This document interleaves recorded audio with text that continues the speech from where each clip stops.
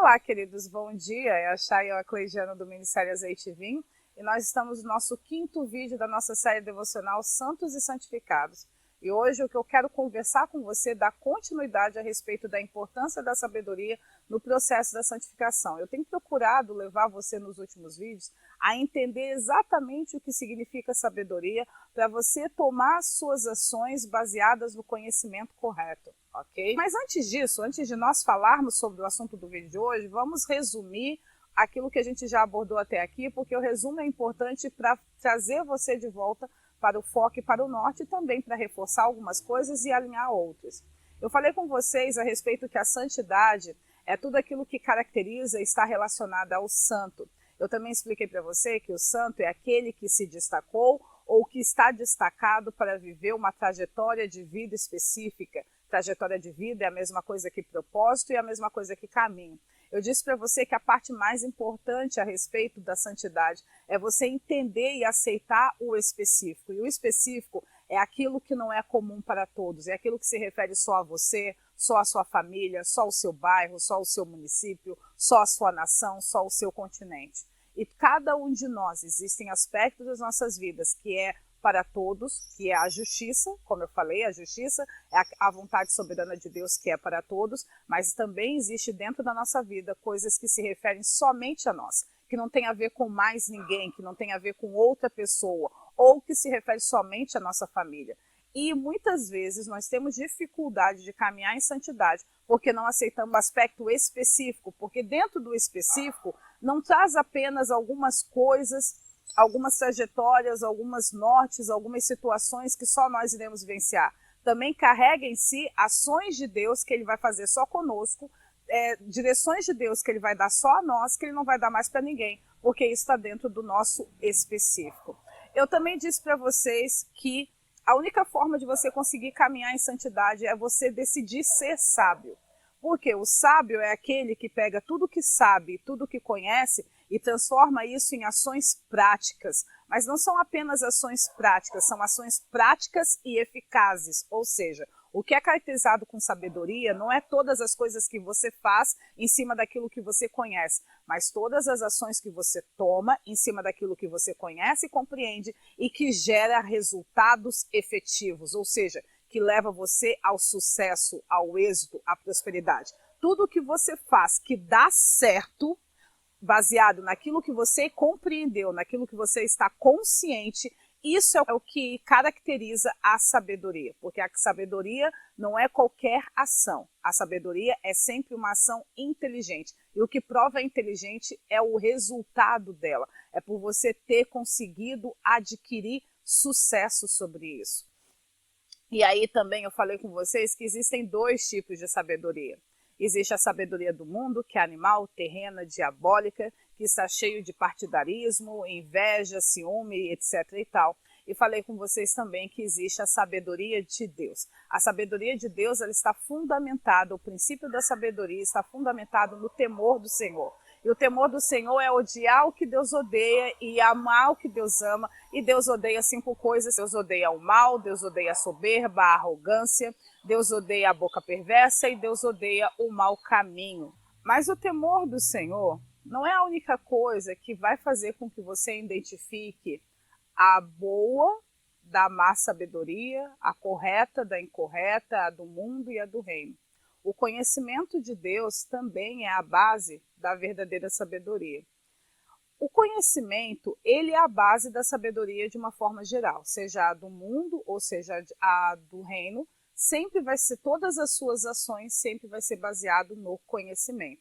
Mas o que caracteriza também a sabedoria do reino é que ela é apoiada no conhecimento de Deus, enquanto a sabedoria do mundo é apoiada no conhecimento do mundo. E é sobre isso que nós iremos conversar no nosso vídeo de hoje. Para isso, eu quero que você leia comigo Provérbios 2, do 4 ao 6, que diz assim: Se buscares a sabedoria como a prata e como a tesouros escondidos a procurares, então entenderás o temor do Senhor e acharás o conhecimento de Deus. Porque o Senhor dá a sabedoria e da sua boca vem a inteligência e o entendimento. Então aqui diz que se você desejar ser sábio, se você desejar tomar ações que vão gerar verdadeiros resultados na sua vida, e você buscar isso em Deus, você vai entender o que é o temor do Senhor, odiar aquilo que Deus odeia e amar aquilo que Deus ama, como você também vai encontrar o conhecimento de Deus. E eu quero hoje trazer mais 2 textos para você começar a ampliar o seu entendimento a respeito do que de fato significa o conhecimento de Deus. O primeiro texto que eu quero trazer para você se encontra em Isaías 48, 17.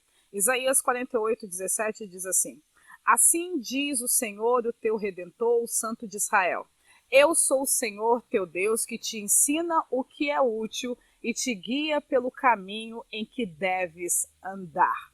O outro texto se encontra em Isaías 28, 23 e 26, que diz assim: Inclinai os ouvidos e ouvi a minha voz. Atendei bem e ouvi o meu discurso. Porventura lavra todo dia o lavrador para semear, ou todo dia sulca a sua terra e a esterroa. Porventura, quando já tem nivelado a superfície, não lhe espalha o endro, não semeia o cominho, não lança nela o trigo em leiras, ou cevada no devido lugar, ou a espelta na margem? Pois o seu Deus assim o instrui devidamente e o ensina. Infelizmente, o mundo, principalmente na sua máscara ou na sua face religiosa, limitou para as pessoas o que de fato significa conhecimento de Deus. Então hoje, quando eu falo conhecimento de Deus para você, geralmente o que vem na tua cabeça? Qualquer assunto relacionado à própria pessoa de Deus, ou às próprias pessoas de Deus, certo? A família real, ou qualquer coisa que esteja relacionado à evangelização de pessoas. Só isso. E tem alguns que conseguem um pouco mais além em saber o que pode e o que não pode fazer. Tudo isso é o que a pessoa estabelece como conhecimento de Deus. E aí o que acaba acontecendo? Por ela limitar a visão de conhecimento de Deus apenas a essas poucas áreas. Ela faz o quê? Ela vive uma vida misturada. Por quê? Porque naquilo que se refere a Deus, ela entende que ela tem que buscar conhecimento de Deus. Naquilo que se refere a evangelizar pessoas, ela também busca conhecimento de Deus. Algumas coisas do que pode e o que não pode fazer de forma geral, né, a justiça de forma geral, ela também busca se informar com Deus, tenta se informar com Deus, mas nas finanças ela segue o conhecimento do mundo. No casamento dela, ela segue o conhecimento do mundo. Para as profissões dela, ela segue o conhecimento do mundo. Para cuidado dos filhos, ela segue o conhecimento do mundo. Para cuidados com o corpo, ela segue o conhecimento do mundo. E para todo o resto, para se relacionar com os vizinhos, segue o conhecimento do mundo. Para se relacionar com as autoridades públicas, segue conhecimento do mundo. Para se relacionar com as autoridades eclesiásticas, segue conhecimento do mundo. Então, para todo o resto, ela segue conhecimento do mundo. E aí ela vive como o Tiago diz, de uma mesma fonte verte água doce, salgada, de uma tentativa de transformar uma videira numa figueira, uma tentativa de fazer com que de uma banana produza repolhos. Quando você vive sob 2 conhecimentos, você sem perceber está seguindo a 2 senhores. Por quê? Porque a religião mentiu para você de que você deve entender o conhecimento de Deus apenas com leitura das escrituras sagradas e aquilo que tem a ver com a evangelização das pessoas ou aquela tentativa chamada teologia de tentar entender a Deus. Que a teologia não é o conhecimento a respeito da pessoa de Deus. A teologia são opiniões de homens a respeito do que eles acham que Deus é. A teologia nunca vai te ensinar a respeito de Deus, porque Deus é uma pessoa e Ele está vivo, e Ele é real, e apenas Elohim explica a si mesmo. Nenhuma criatura tem capacidade de explicar o Criador. Apenas aquele que convive verdadeiramente com Deus. Quem tem capacidade de te ensinar a respeito de Deus é o próprio Deus ou os filhos de Deus. Qualquer outra pessoa não está habilitada para isso.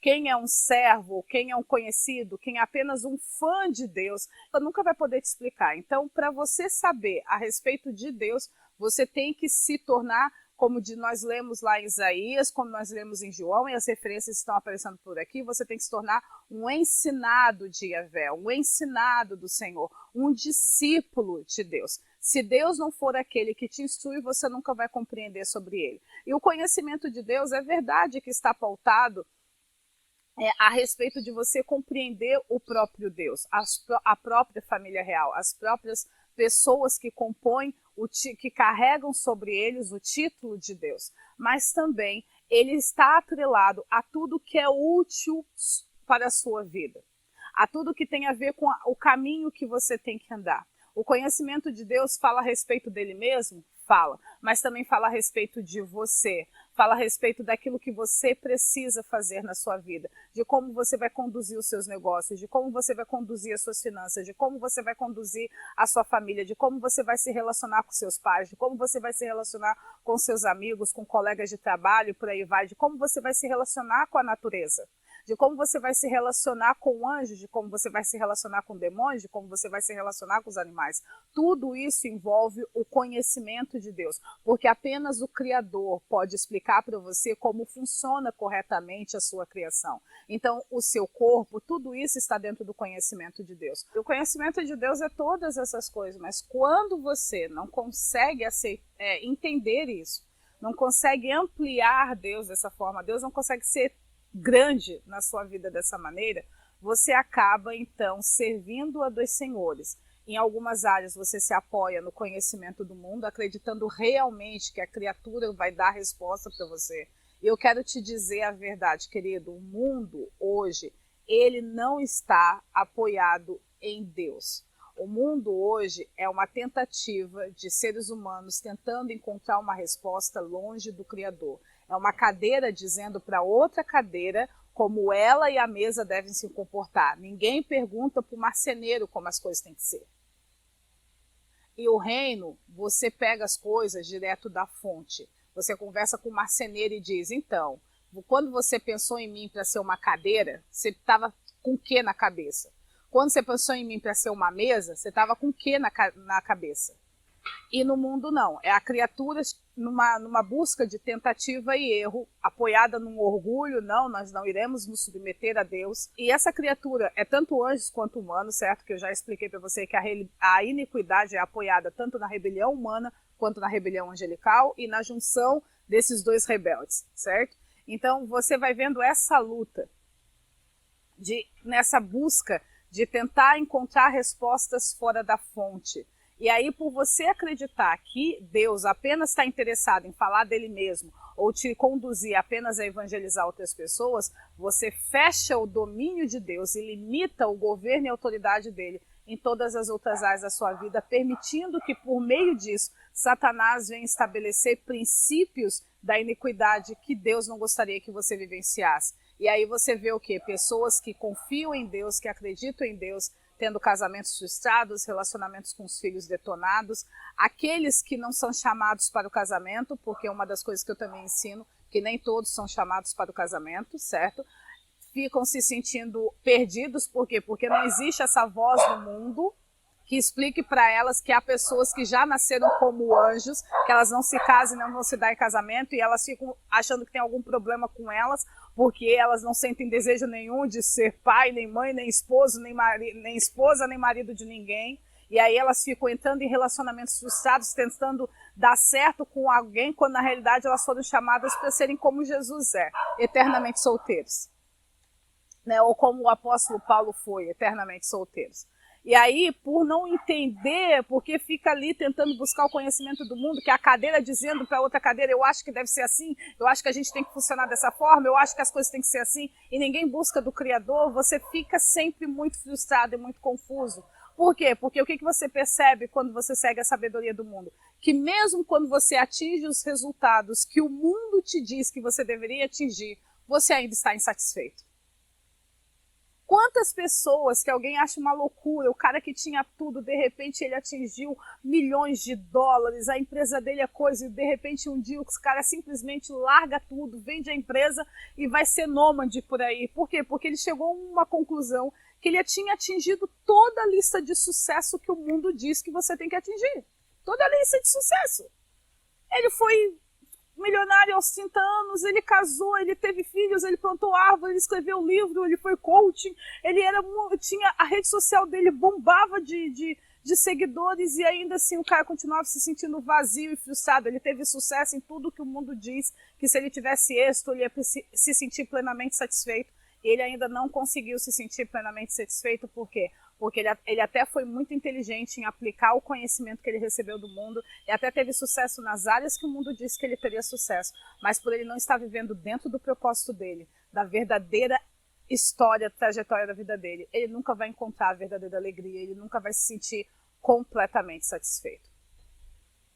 E eu quero hoje deixar isso claro para você. O conhecimento de Deus, ele precisa ser ampliado na sua vida. O Senhor é aquele que vai nos ensinar o que é útil. O que é útil a respeito de todas as áreas da nossa vida e vai nos conduzir no caminho que nós temos que andar. Da mesma maneira como ele pegou e ensinou o agricultor a cuidar da sua agricultura. Ele ensinou o que ele deveria plantar à margem do caminho, o que ele deveria, se ele deveria trabalhar na terra todos os dias ou não, como ele deveria trabalhar nessa terra, quais sementes ele poderia plantar junto, quais sementes ele não poderia plantar junto.